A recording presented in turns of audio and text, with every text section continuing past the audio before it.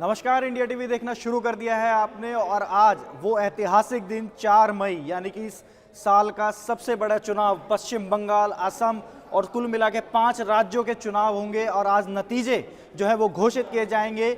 अब हम सबसे पहले आपके पास लेकर के आए हैं चुनावों की हाइलाइट्स और हमारे साथ विशाल है। विशाल, जरा बताइए कि इन 5 राज्यों के जो चुनाव हुए उसमें कितने प्रतिशत मतदान हुआ, किसका पलड़ा भारी है, कौन जीत सकता है?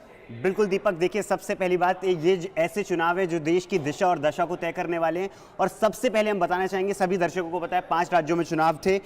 पश्चिम बंगाल की अगर हम बात करते हैं तो वहाँ 294 सीटों पे चुनाव हुआ, जो कि दीपक 293 के रिजल्ट अब आएंगे। एक फाल्टा की सीट को रोका गया जहाँ पे 21 तारीख को फिर से मतदान होगा और 24 को उसका रिजल्ट आएगा। वहीं असम की अगर हम बात करें तो 126 सीटों पर मतदान हुआ और 64 सीटें वहाँ बहुमत के लिए चाहिए दीपक। केरल की बात करें तो 140 सीटों पर मतदान हुआ और 71 सीटों वहाँ चाहिए बहुमत के लिए। और पुडुचेरी की अगर हम बात करते हैं दीपक तो वहाँ 30 सीटें हैं, छोटा राज्य है, यूनियन टेरिटरी। और तमिलनाडु की बात करें तो 234 सीटें। ये 5 राज्य हैं दीपक जहां पे चुनाव के आज रिजल्ट्स हमें देखने को मिलेंगे। वही बात करते हैं अगर वोट परसेंटेज की तो ये दीपक एक कहते हैं डेमोक्रेसी के लिए सबसे पॉजिटिव माना जाता है जब बढ़ चढ़कर वोट परसेंटेज निकल के आता है। तो दीपक बात करें वेस्ट बंगाल में 92.9 से 93% पोलिंग हुई, जो कि वेस्ट बंगाल का अब तक का हाईएस्ट है। वहीं दोनों फेजेस में अगर देखा जाए तो विशाल 90% से ज्यादा मतदान हुआ है। बिल्कुल। तमिलनाडु की अगर हम बात करें तो वहाँ 84.2 से 84.7% वोटिंग हुई। वहीं पुडुचेरी की बात करें तो 89.8% वोटिंग। आप देखिए हर स्टेट में 80% से ऊपर की वोटिंग हुई है। वहीं केरला की अगर हम बात करें तो 75 से 78, तो लगभग 80 के पास ये आंकड़ा भी जाता दिख रहा है। वहीं असम की बात करें दीपक तो वहां पे भी 80% से ऊपर की वोटिंग हुई है।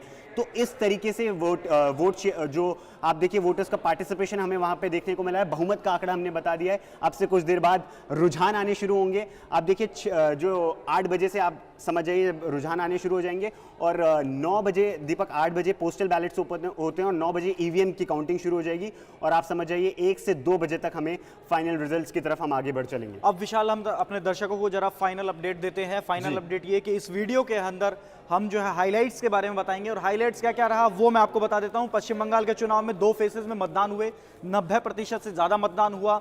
बयानवीर वहां पहुंचे, नेताओं की तरफ से तीखे बयान दिए गए, चाहे फिर वो हुमायूं कबीर की तरफ से बाबरी मस्जिद बनाने की बात की गई हो या फिर हुमायूं कबीर का वो वीडियो आया। वीडियो आने के बाद योगी आदित्यनाथ की एंट्री हुई। योगी आदित्यनाथ ने साफ तौर पर शयानी घोष को लेकर के, जो टीएमसी की सांसद है, उन्होंने काबा में मदीना लेकर के जो एक गीत गाया था और उसको नाथ जिसे कहते हैं, और उस नाथ के पलटवार के तौर में जब जवाब दिया गया वहां पर तो ये कहा गया कि ये बंगाल की धरती है, माँ काली की धरती है, या काबा की धरती नहीं है। वहीं हम असम चलते हैं, असम के बारे में बताते हैं जहां पर हिमंता विश्व शर्मा ने चुनाव कैंपेन बहुत ही पॉजिटिव और लाइटर नोट पे स्टार्ट किया था, लेकिन एंड में आते आते पवन खेड़ा कांग्रेस के जो नेता है उनको लेकर के उनकी कंट्रोवर्सी हुई, तमाम बयानबाजियां हुई। उसके बाद वो असम से पश्चिम बंगाल की तरफ गए।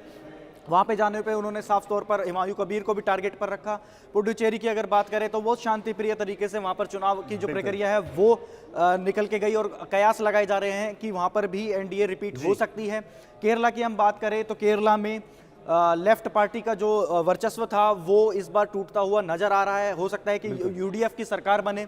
अब वापस आते हैं तमिलनाडु की तरफ। तमिलनाडु का जो चुनाव हुआ वहां पर ये समझाएं कि जो एक्टर विजय है उनके प्रति जो लोग बाहर निकले और एक चेंज के लिए वहां पर वोट किया। अब विशाल, लास्ट में जाते जाते एग्जिट पोल के बारे में बताते हैं। पश्चिम बंगाल में तमाम एग्जिट पोल ने जो है बीजेपी की सरकार बनाते हुए वहां पर दिखाया। अगर बात हम तमिलनाडु की करें तो तमिलनाडु में थोड़ा सा कंफ्यूजन है।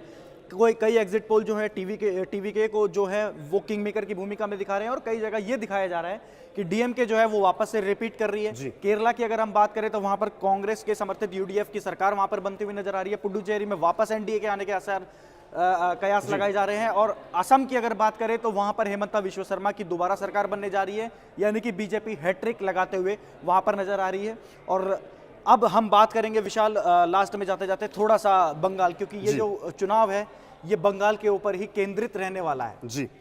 दीपक देखिए, सबसे पहले तो बात करनी पड़ेगी वहां पे बीजेपी की सक्सेस स्टोरी की।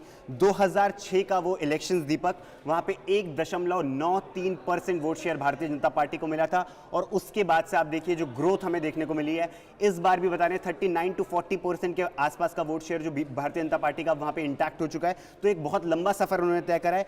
वहीं प्रधानमंत्री नरेंद्र मोदी और अमित शाह की बात करें तो अंग बंग कलिंग का वो जो नारा भारतीय जनता पार्टी के माध्यम से वो देते रहे हैं, अंग यानी कि बिहार, बंग यानी कि बंगाल, और कलिंग यानी कि उड़ीसा। आप देखिए बिहार और उड़ीसा में भारतीय जनता पार्टी की सरकार इस वक्त है, लेकिन बंगाल में अगर ये सरकार आ जाती है तो बीजेपी के लिए इमोशनली भी, और आप देखिए जहां से श्यामा प्रसाद मुखर्जी आते हैं, बीजेपी जिनको अपना आदर्श मानती है, उनकी ये धरती कही जाती है। तो बीजेपी के लिए ये सबसे बड़ी एक आप समझ सकते हैं, बीजेपी के लिए सबसे बड़ा चैलेंज था, जिसको रिटेन करने की पूरी कोशिश करेंगे और पहली बार वहां पे सरकार बनाने की कोशिश करेंगे।